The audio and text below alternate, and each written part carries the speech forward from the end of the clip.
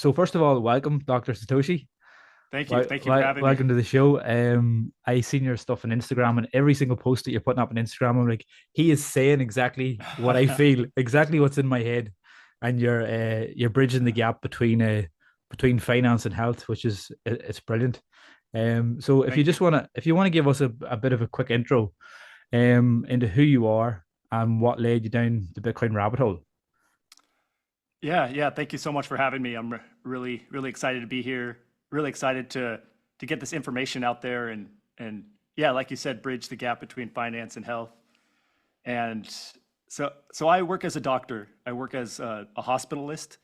So I take care of patients when they're admitted into the hospital uh, for any number of reasons, a stroke, a heart attack, uh, pneumonia, COVID. And I've been doing that for about 15 years. So I've been very entrenched in the traditional medical system, uh, which I now call the fiat healthcare system. Uh, for most of my career, I was excited to be a doctor, and I was proud to be a doctor, and uh, I was well respected, and it felt very aligned with what I wanted to do with my life. But when I got into Bitcoin, it really just changed my lens on how I saw things.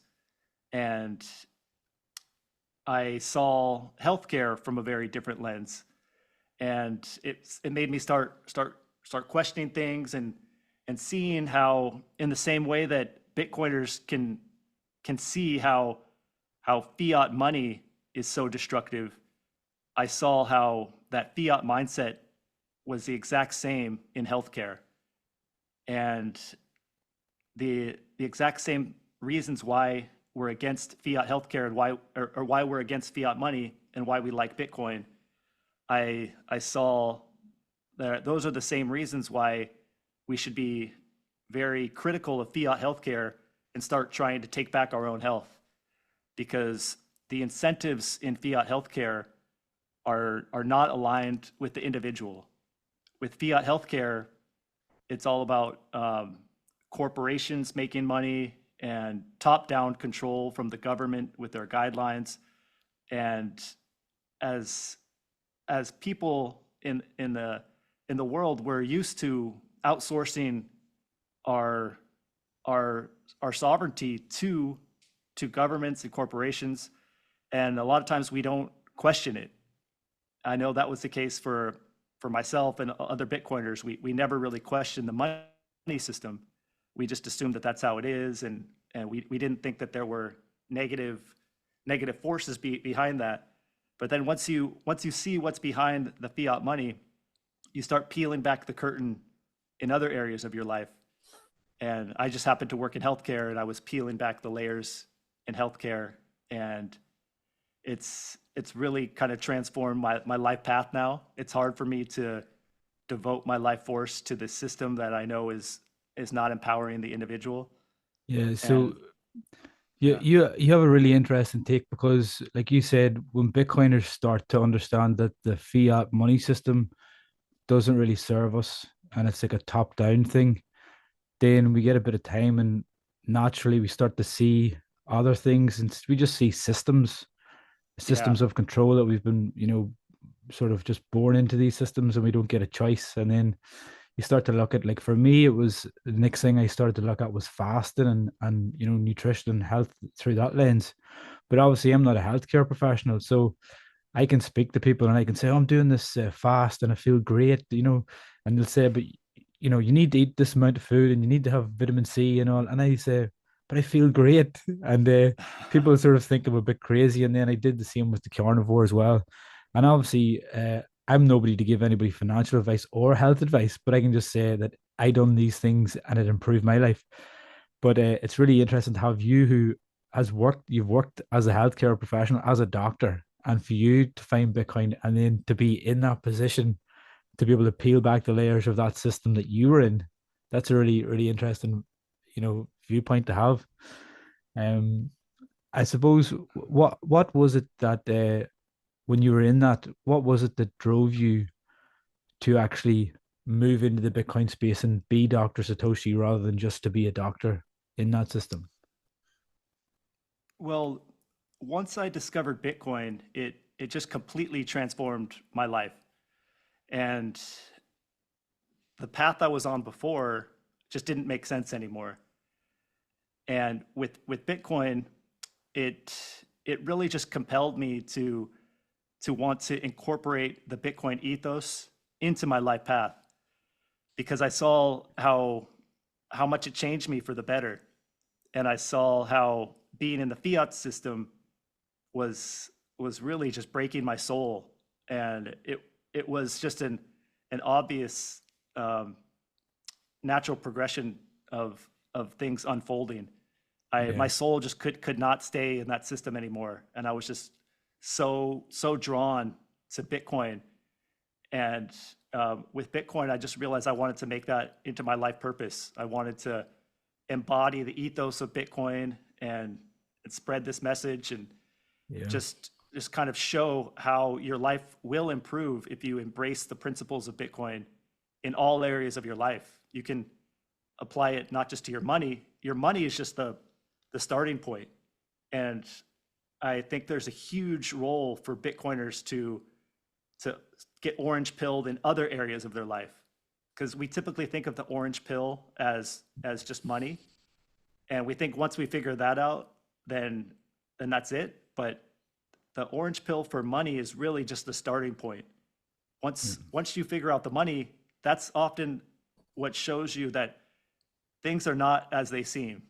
And all the things that you trusted and thought were true aren't necessarily true. And so you start peeling back the layers of money. And then for me, I started peeling back the layers of health. And then you start peeling back layers for all aspects of your life.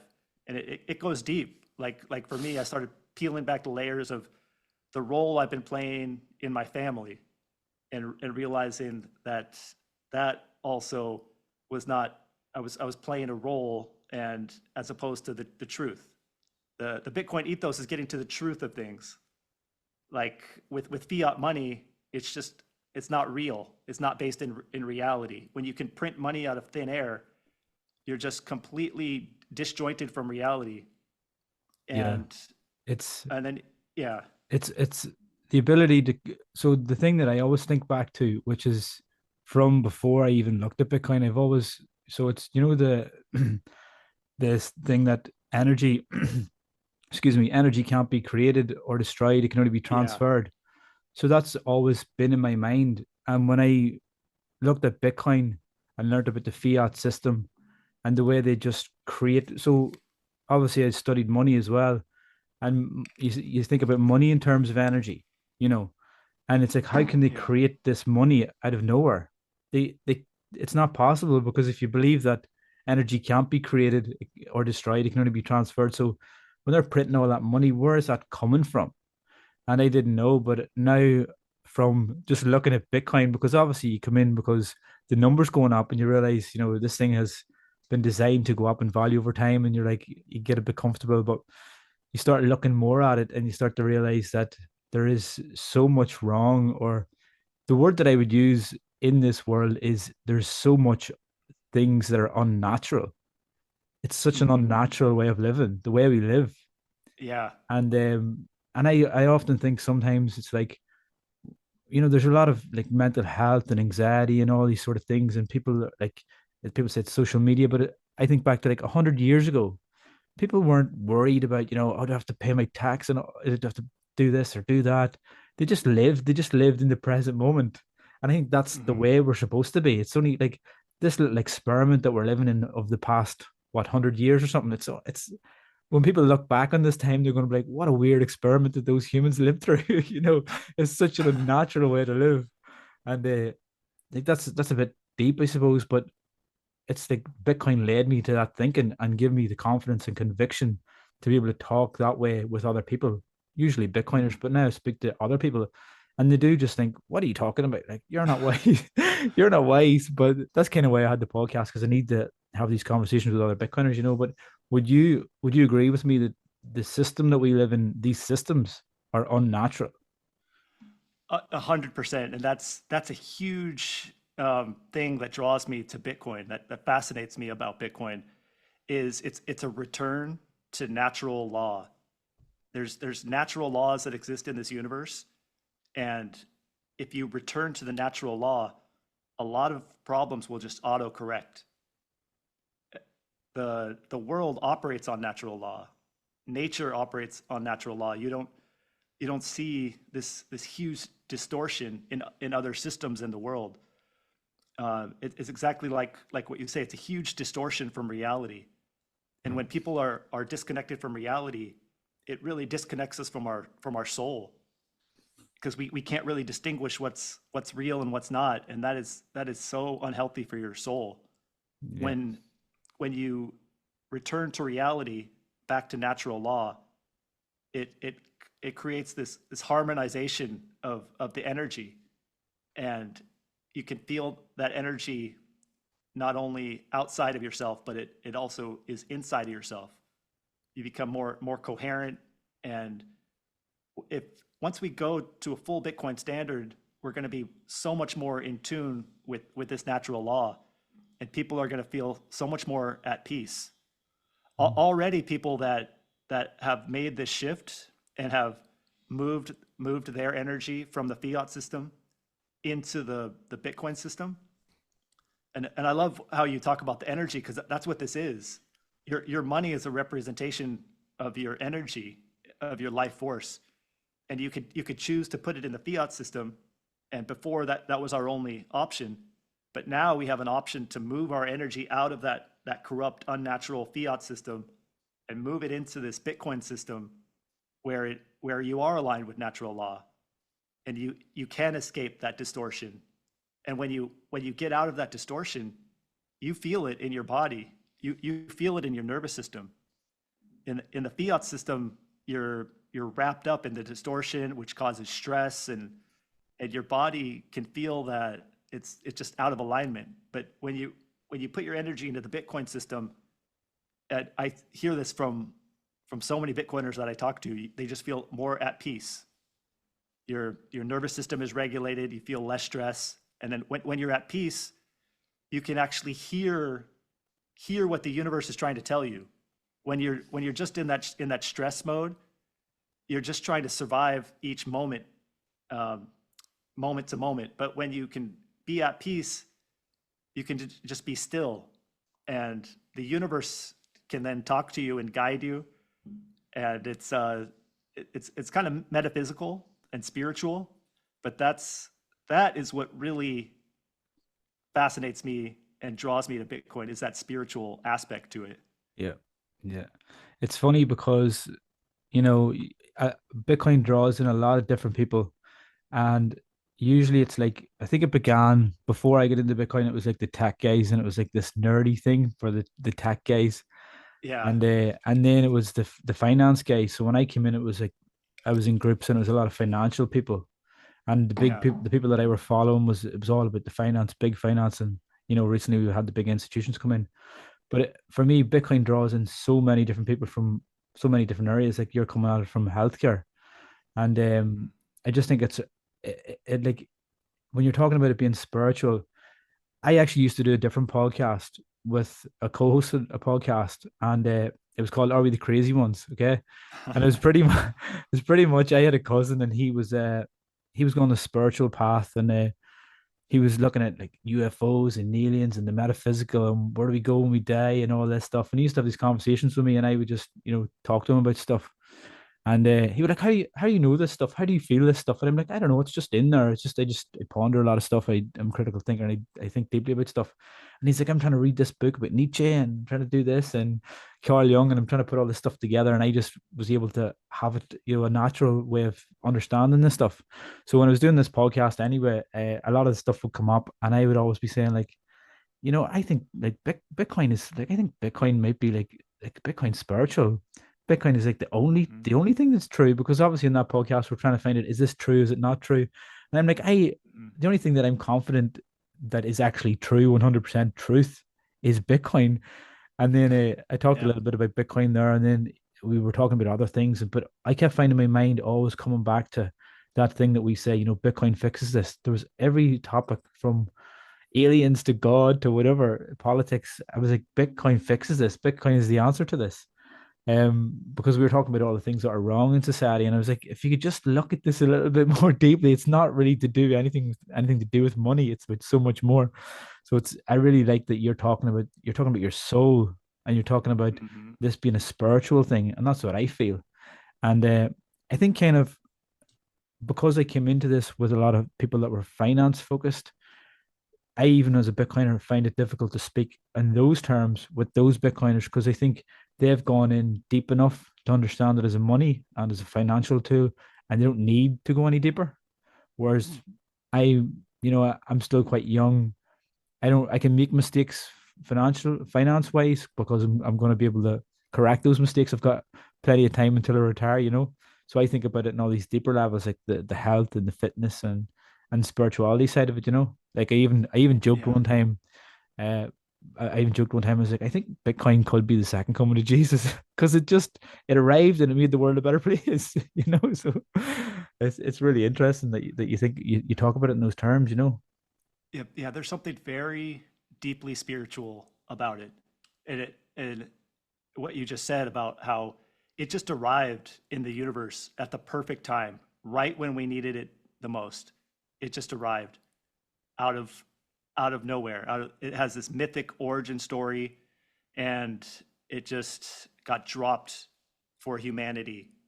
If we didn't have Bitcoin, it would be very hard to have hope right now for a path out of all the chaos and the dark energy that we're going through. And we're at a point in history where there's a lot of different um, eras that are coming together. Like we talk about the fourth turning, and different periods are ending now, and there's a lot of periods that are converging now, and Bitcoin is central to that.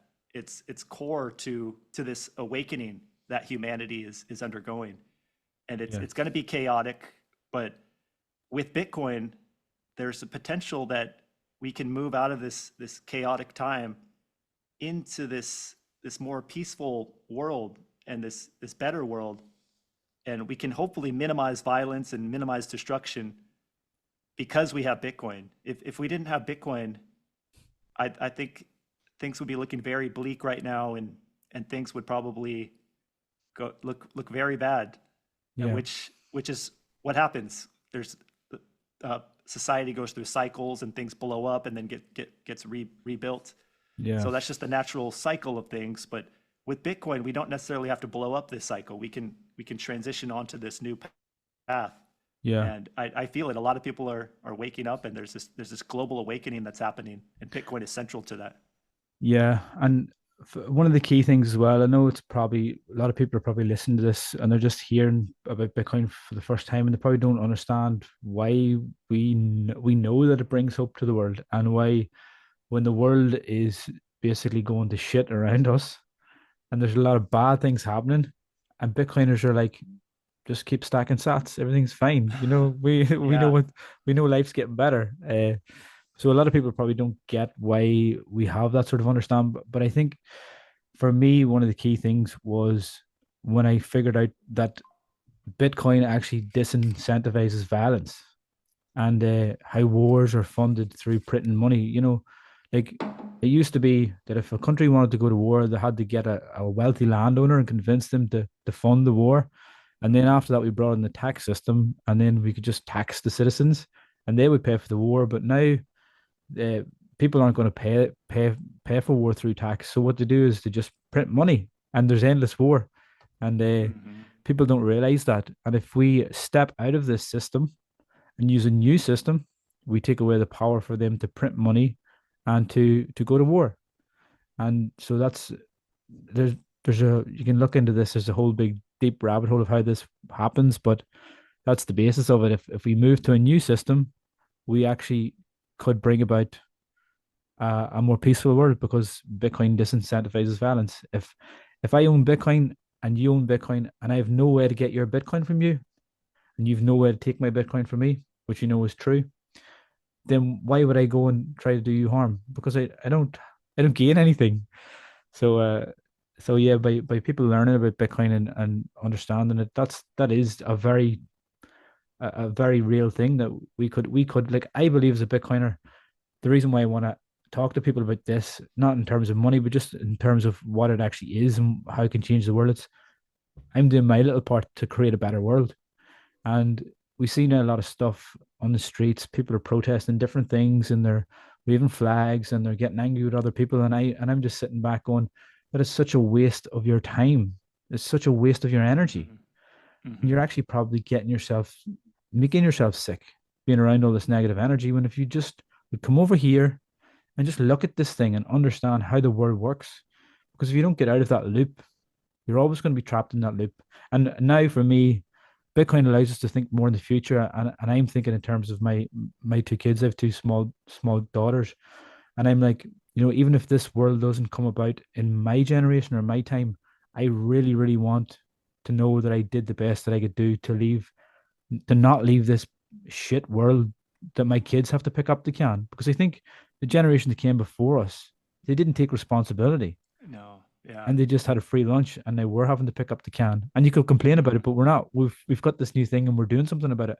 And I just don't want to be the person that leaves this mess for the generation that comes after. Um, but just one other thing you reminded me of something I was thinking about today actually. Do you know that saying? It's is it a hard men create easy time or good times create what was it, weak men? Weak Yeah. men Create create bad hard times. bad times. Yeah. And then Yeah. I was literally just in work thinking this because I was trying to remember what it was, and then I was like, Yeah. Bitcoin just breaks that cycle. Like Bitcoin breaks that cycle. We don't have to go around in Yeah. that cycle anymore. Yeah. Yeah, it's Yeah. fascinating. Yeah. Yeah. Bitcoin breaks a lot of cycles. And yeah, we say Bitcoin fixes this. And I could see how if you haven't had that Bitcoin epiphany, it might sound crazy. But once you see how Bitcoin works, it is pretty crazy how Bitcoin really does fix a lot of things. And the war example is a great example because Bitcoin really would fix war. It would essentially end war or significantly decrease the likelihood of us going to war. Mm. Because you're right, that is a whole deep rabbit hole, um, and when you go down that rabbit hole, you see how um, the negative energies that are shaping our world and how things what you hear is not really the reality of of of what's actually going on. But Bitcoin returns you to reality, and it holds these powers that are creating the wars. It holds them accountable, and it holds governments accountable. You can't just have endless wars if you don't have access to just endless money printing. If you are on a Bitcoin standard, you're forced to be accountable for your decisions, and you're forced to make difficult decisions. Yeah. And if under those circumstances, you wouldn't go to war unless there was a very, very good reason. And Mm. right now, there's just not good reasons. But if you have endless money printing, then there's going to be reasons that they can manufacture, and Mhm. so yeah, Bitcoin would fix war along with so many other problems, and it's fascinating to think that this code it's just code, And but this code it's is just can fix stuff. I know it still blows my mind every now and again. Yeah, Sometimes I'm like, I really got this, and then like just the fact that we're even talking about it in terms of this, it's just blowing my mind again. But it's so deep. yeah, There's so it's many so, aspects to it. and that's why it's hard to be. I heard somebody saying one time that when you see Bitcoin, you can't unsee it, and then it Yeah. becomes, and if you don't have a network or people around you that you can share this Hmm. with, it becomes a burden that you have to. It's a cross you have to bear because Yeah. you feel separate from your own family and your friends because you Hmm. have this information and you see how things really work, and you want to be able to talk to them, but they're not really receptive of it. Um, so it's great Yeah. to be able to talk about this in terms of money, in terms of spirituality, in terms of health or whatever. But I just want to go back to you mentioned there, um, sovereignty. Sovereignty was a thing that it Mhm. took me a long time to really grasp what was sovereignty. And we're talking about governments and government control. And I think where I live now, uh, it's kind of it's quite common in this part of the world to have welfare states, and people don't want to take responsibility. People want to. It's okay. I'll pay my taxes. My government will look after me. They'll take care of me. It's fine. Everything will be fine. And in this part of the world, so we have in the UK, we have the NHS, which is the National Health Service. So it's free healthcare, and a lot of people fight for that. And it's a good service. It's something that I've always used growing up. But I've had experience more recently of private healthcare, and I found the difference is night and day. And I think that when we are sort of like you said, outsourcing, or either it's our finance or outsourcing our health or whatever it is, once we outsource that, we get a much lower quality service. And I think Mhm. that if somehow I could just not pay my taxes and pay for private healthcare, I would much rather that situation. And it's always been a thing where we've sort of wanted our government to help us out, and it's the whole thing of tax the rich and give it to the poor, and it's quite socialist and stuff in this part of the world. And I was always kind of socialist, and then I was like, well, everybody's a socialist here until they get a bit of money, and then they're not a socialist anymore because they want to keep Mhm. their money. So I've gone through this whole flip, from sort of being reliant on the government and dependent on my government to actually being like they're having the view that the government has no right to be in my life in any form, and everybody should be a sovereign individual. Like the government shouldn't have any say in how I spend my money or how I spend my time or my energy, because I view my time and my energy as my life force. That's my lifeblood. And the fact that I have to pay 20%, it's not as bad as in America. I get that. It's only 20%, but that's still 20% of my life force that they're drained from me like a vampire. And we just Mhm. accept that as normal. And that is not normal, you know? Mhm. So I've been going deep down the rabbit hole of, I've read The Sovereign Individual, and it's like a newfound excitement that Bitcoin's given me, looking, and it's nothing to do with Bitcoin, that book, but my eyes are starting to open to different sovereign movements around the world, and just really, really understanding and seeing that government is just it's a tool for control. Would you agree Mhm. with that? Would you agree that I, the government uh, there shouldn't even uh, be governments? We can look after ourselves. well, that's kind of the beauty of Bitcoin is that it's apolitical.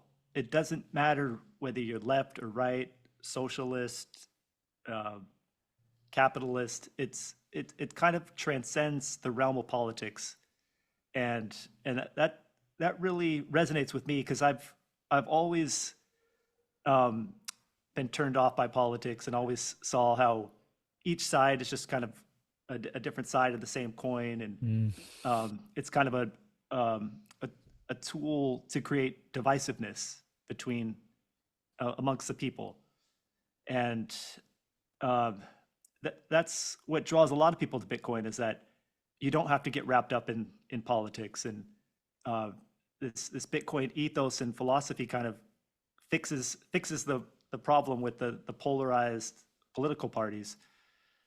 And um, so I've never really had strong political opinions, but with Bitcoin, it kind of opened my eyes to seeing how much the government does exert control over our lives and how that's not a good thing. And you see it in money; they're exerting control over our lives with money, which is huge because when they control money, that's controlling your life force, like you said. And for people that don't understand Bitcoin, I think this example is a great example that can sometimes open people's eyes. Is say you work 50 years, you put 50 years in of solid work, and just in the last 5 years, the government has expanded the money supply by 50%.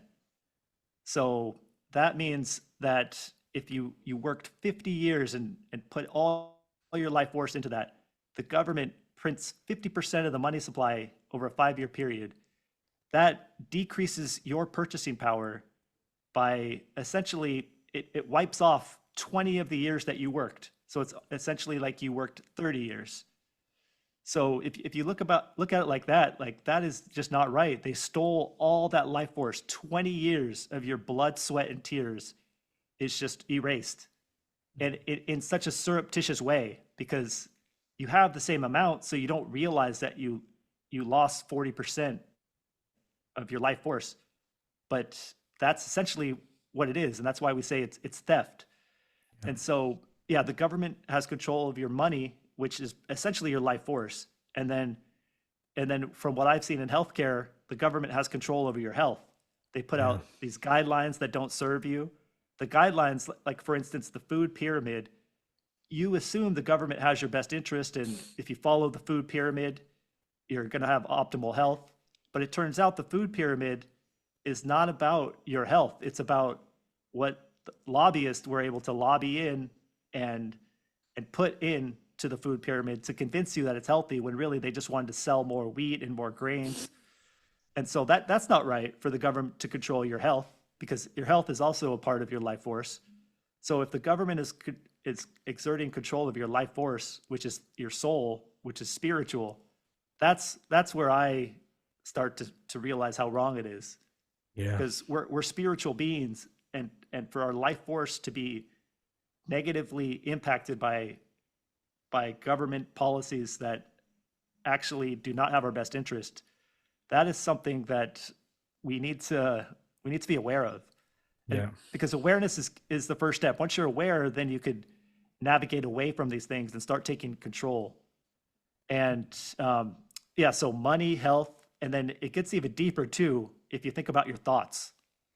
Like a lot of times we don't realize where our thoughts come from, but most of our thoughts are programmed into us from society, and now with social media, Yeah. and with the government control over these tech companies and controlling what how the algorithm works. They can program our thoughts, Yeah. uh, and we should be able to have our own thoughts, and we when we don't even realize that our thoughts are being controlled, that it gets dangerous, because then they can influence our behavior and influence the direction of society. So if we really want to take back control, it starts with our thoughts, and the first step is being aware that our thoughts are so controlled and manipulated by outside forces. Yeah. I can really identify with that. For such a long time, um, I really disliked advertising. And it's funny because when I was in school, that was one of the things I wanted to do was to go into advertising. Yeah. And then I went very extreme and I was like, advertising's the devil, the work of the devil, you know? But I seen I suppose it's like a, you could call him like a magician or a mentalist. I think here, Darren Brown. And so he used to do this trick where he'd read people's minds, but he also did a show where he did these Yeah. tricks and then he showed exactly how he done it. And Uh-huh. so he was planting thoughts in people's brains using billboards outside his show. And so he would say, "Oh, this is, take that book and pick a page or whatever, or a newspaper." And he had implanted into their brain subconsciously that they would pick, say, for example, number 62, and they would do it. And he's like, "You picked number 62." And they're like, "Wow, you read my mind." And he's like, "No, I didn't. I'm not magic." He's like, "This is how he done it. Outside this studio, there's a big billboard, and I put on number 62. And then I sort of scanned you, and I knew that you would have been susceptible to this, and that's why I done it." And I was like, "Oh, so that's how advertising works. That's we're all being manipulated." And I suppose the big thing was through television, how you'd Mhm. plant stuff, into like that's why it's called a program, because we're being programmed, Yeah. And then, but then when you see social media, then everybody's just constantly on social media, and that's why now as well, one of the things that I've been getting into is looking into Nostr, which is decentralized social media. Mhm. Well, not really social media, but you can use it for social media. But that's another area where people are seeing problems in this world and they're sort of uh, navigating those problems and coming up with solutions. But is it, like the way you're speaking about your thoughts there, it's you're going so deep there. So obviously you would be somebody that probably is a big advocate of meditation and stuff like that, would you? Yeah, Yeah, so you'd yeah. meditate and all this stuff. And would you have been that way before finding Bitcoin? Were you kind of spiritual and did you I think was this way? always on um, a a quest to find something deeper. I've always been on that path, and I've always been really into self help. Yeah, And so Bitcoin came along, and it just was a perfect blend because, like, I've been to a lot of self help seminars, like Tony Robbins, yeah, Joe Dispenza, and gotten a lot of value out of them. And it definitely um, helped me in a lot of ways. But Bitcoin, I what I found in Bitcoin was so much deeper than any of these seminars or books I've read, because it's a paradigm shift that kind of resonated with my whole soul. And I, instead of it just being a seminar you go to and learn some good tips, yeah. the the principles of Bitcoin have become You, basically a part of me now. yeah, you have become your Bitcoin. Yeah, And yeah, that and that's yeah, another thing that Bitcoiners say is like Bitcoin, you can't change Bitcoin, but Bitcoin will change you. It will change you as a person. yeah, Yeah, I can agree with that. Um, it's just thinking with the difference between finance and health. Obviously, I was reading through your document that you created, your from the yeah, website, yeah, that yeah, was great. But there's something that really stood out to me there. It's like you can learn about all this finance stuff and you can amass, a couple of Bitcoin or just a few Satoshis, but you can amass a massive amount of wealth. And if you were told that, you were sick and you only had one day to live, like who wouldn't exchange all that money to get one more day? So like hmm, having all this money is no good if you don't have your health. And a lot of people will yeah, work maybe 60, 70 hours a week to try and get more money to get, but if they don't have their health, it's all worthless.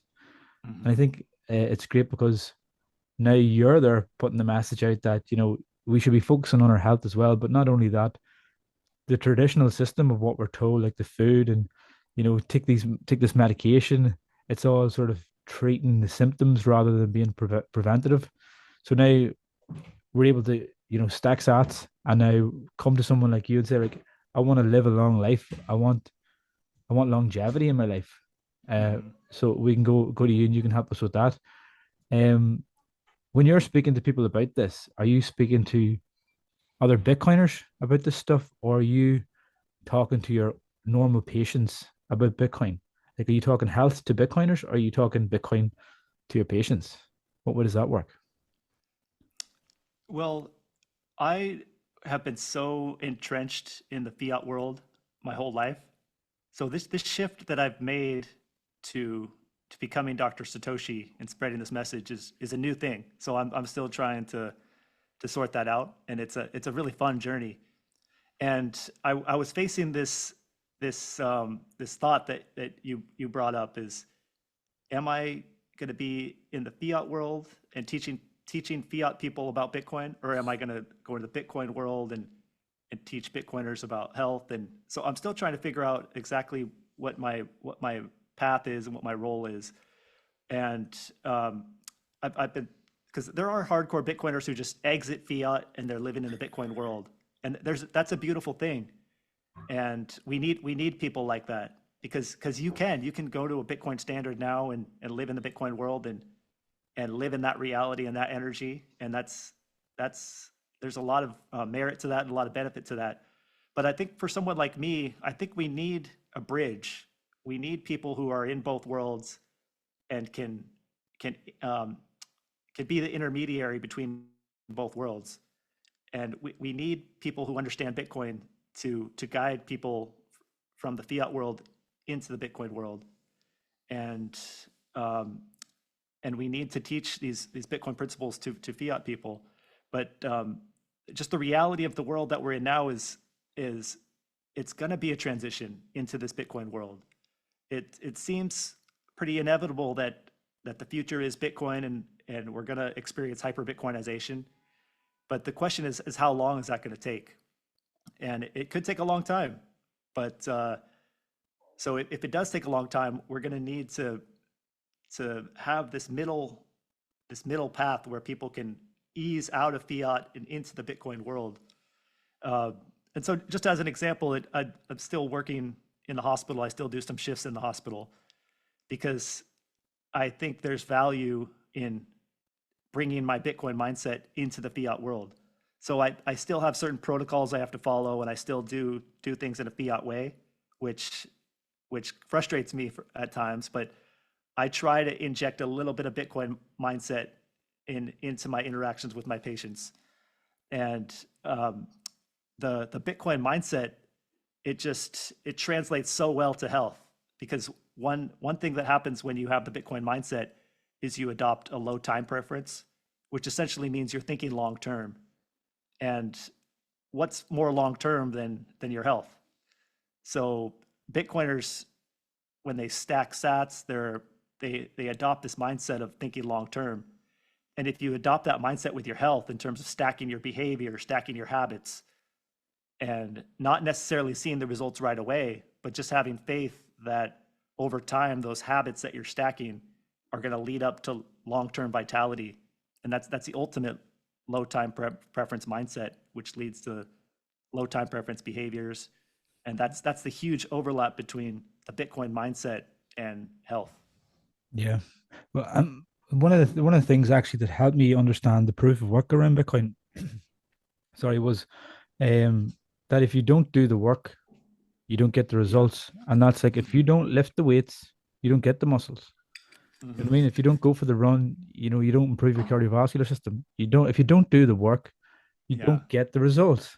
And that's Bitcoin. It's if you don't do the whether it's the studying or the physical stuff that you have to do or just the things you have to do to not lose your Bitcoin, to not mess this up. Because right now Hmm. it's easy. You can go on an exchange and you can buy some Bitcoin or you can get somebody to show you how to do it.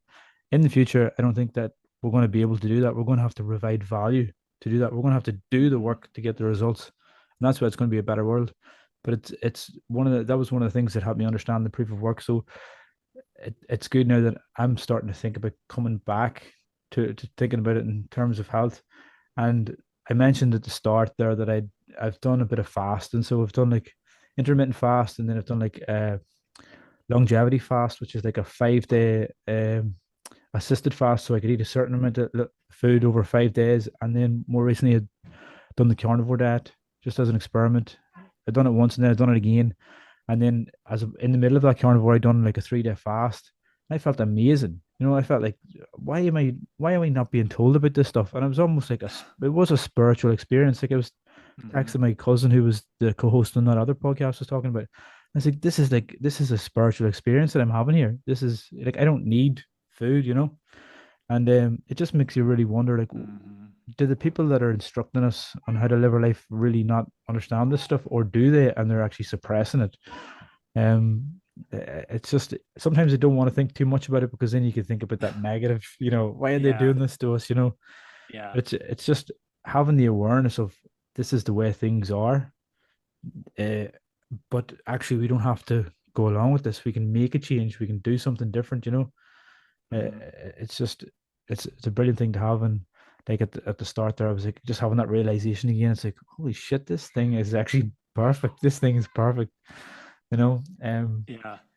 What are you doing now? You said you're still practicing in the hospital and you're still seeing your patients. I think that's a brilliant thing to do. And I think, just my personal opinion, I think if you are talking to Bitcoiners about health, you already Hmm. know that they're in this mindset where they're willing to do the work and they're willing to Yeah. put the effort in, they're willing to look down the rabbit hole. I think that would be a great place for you to be. And then obviously if you're able to still bring the Bitcoin mindset to everyday people, that would be great. But what you're doing on Instagram is unbelievable. The amount of content you're putting out is Yeah. perfect. Like when I see that stuff, it makes me smile. It makes me so happy. And then I've been onto your website and I've got your document and stuff as well. So if anybody else wants to maybe move from stacking sats and plan for their retirement and they want to start looking at their health, what would be the first steps? Where would you guide people? Should they go to your website or should they contact you on Instagram, or where should we start on our health journey? Yeah. So I started on Instagram, and my Instagram is Doctor Satoshi Wellness, and I'm really glad to hear that you're getting some value out of it because the social media world is so new to me. I've always been kind of against social media and stayed away from it. But I just felt so compelled to spread this Bitcoin message that I jumped into the Instagram world and started putting out some content. And it's been a lot of fun putting out content. And when I get feedback, like the feedback from you, it really is very nice to hear and makes me want to keep going and keep spreading this message. And I see so much potential for this message. I'm just getting started, but Yep, people are hungry for this information, and we're a part of this awakening, and health is going to be a huge part of this awakening. And it's definitely. simple. It's so simple. It's been complicated by outside entities, but if you get to the root of it, the truth of it, and you just break things down and and get to what works, like fasting, you can experience tremendous improvements and benefits in your life by just making small changes. So yeah, Instagram is good, and then I'm also um, starting a YouTube channel. I've got a bunch of videos on YouTube, Doctor Satoshi, and building out my website. So I don't have my website yet, but there's also the ebook that I wrote, the Health Sovereignty Blueprint that you read, and I'm glad to hear you got some value out of that too.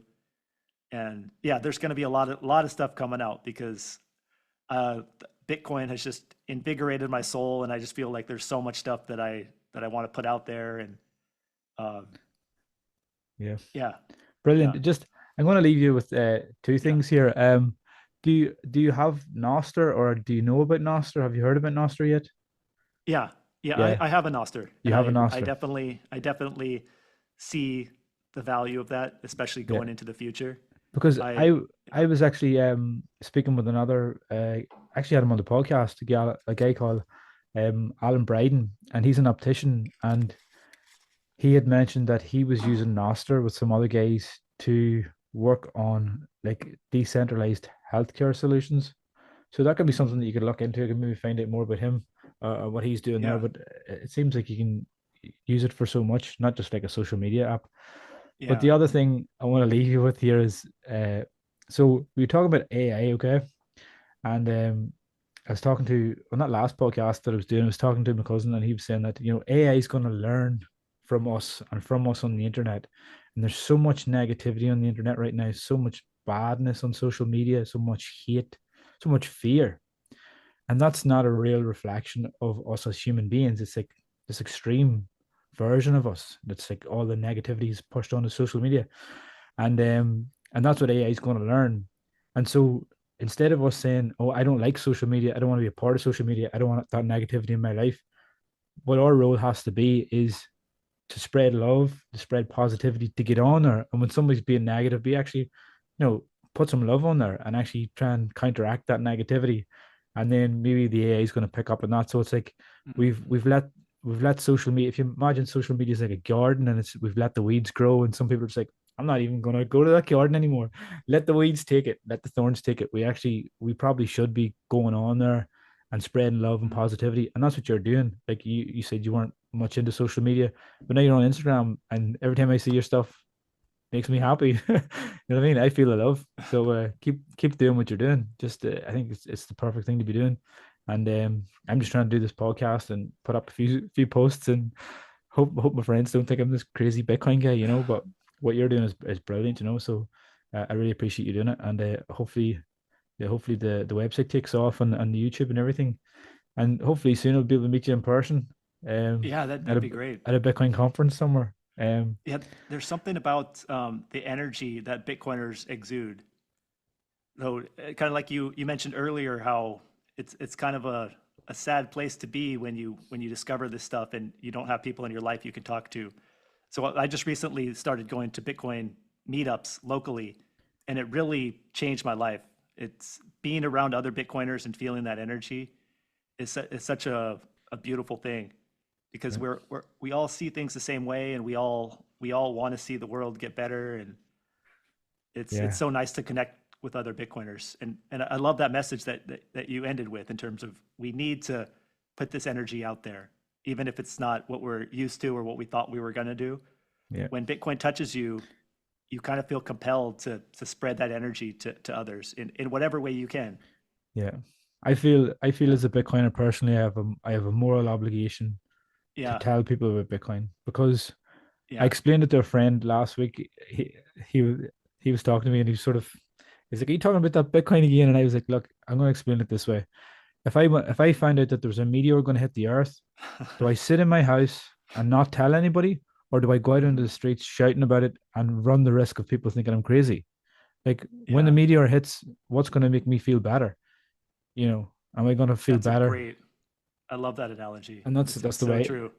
That's Yeah. kind of. I haven't always been like that. It's just more recently speaking to Bitcoiners and seeing the stuff that's going on in the world. It's like I have a moral obligation to do this, not even for my friends or for my family, but like I mentioned before, for my kids. I have to do something. And yeah, that's what I'm Yeah. trying to do. Just trying to do what you're doing.